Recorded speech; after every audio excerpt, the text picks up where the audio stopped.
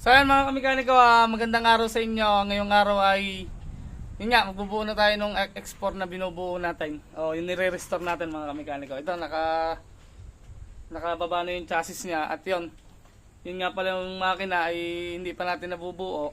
Hindi sa susunod na natin vlog na natin papakita yon. Pero ngayon magbubuo muna tayo mga kamekaniko.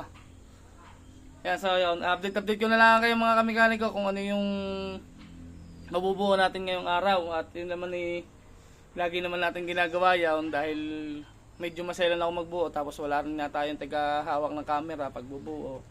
Tsaka medyo mahahaba yung video natin mga kamekaniko. Kaya ang ginagawa ko, kung ano lang yung nabuo ko ngayong araw dito sa export na to, hindi yung i-update ko sa inyo mamaya mga kamekaniko. At yung mga piyesa naman ito ay nandito na rin mga kamekaniko, yung mga ibang parts, yung shock, yan, lahat naman ay napinturahan na natin, dapat ikabit. Hindi pa lang tayo nakapagbuo ng makina.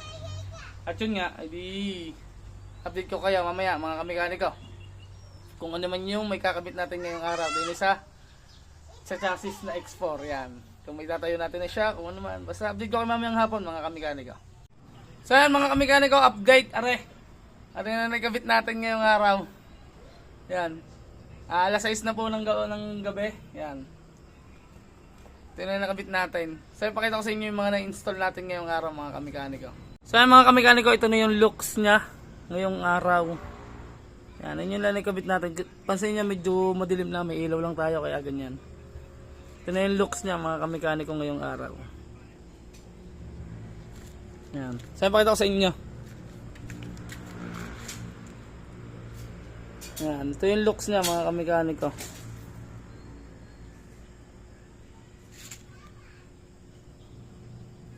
So yan, nakabit natin tong, lapit ko kaya, manobela, lagay ng susian. Yan, mga stainless nga pala yung request ni sir, stainless na allen.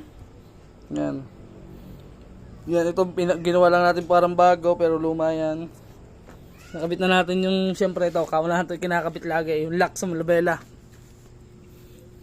Yan, na bop na natin yung kanyang front shock, tapos nakabit na natin yung fender sa unahan. Yan, yun ang mga nakabit natin mga kamekaniko ngayong araw. Tapos dito sa likod yan, nakabit na natin tong fender sa likod. Yan, makinis din yan.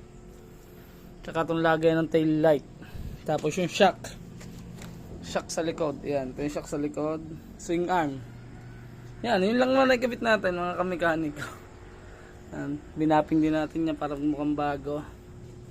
Yan, ito na yung looks niya ngayong araw. Unang araw ng pagbubuo. Yan, kalakalansay pa. Wala pang itsura gasino. Diba? Yun lang, ganyan tayo katil-til magkabit mga kamekaniko. Tapos mga tornilyo nga pala niya stainless to. Yan, stainless.